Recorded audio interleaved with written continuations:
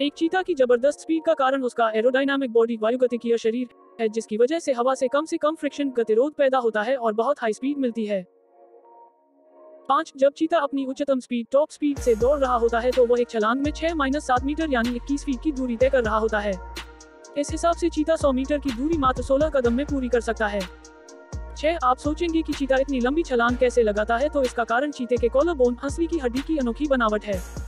चीते की collar bone उसके शरीर के मुख्य अस्थि पंजर से जुड़ी नहीं होती, इसलिए शरीर को पूरी लंबाई में फैलने में सक्षम बनाती है।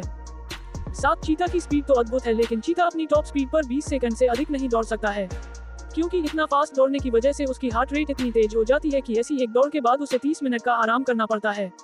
इस आराम के बाद ही वह दोबारा शिकार का पीछा कर पाता है।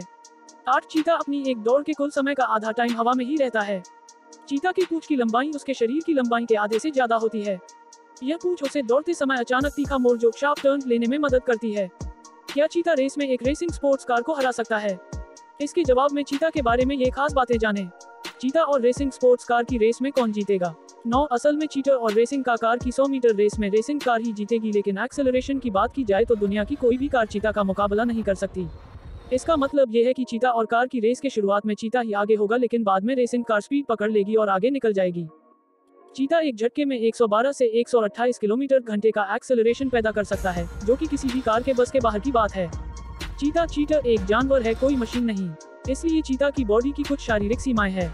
जब चीता एकदम से 0-96 किलोमीटर की रफ्तार पकड़ता है तो उसके शरीर का तापमान 40.6 डिग्री बढ़ जाता है।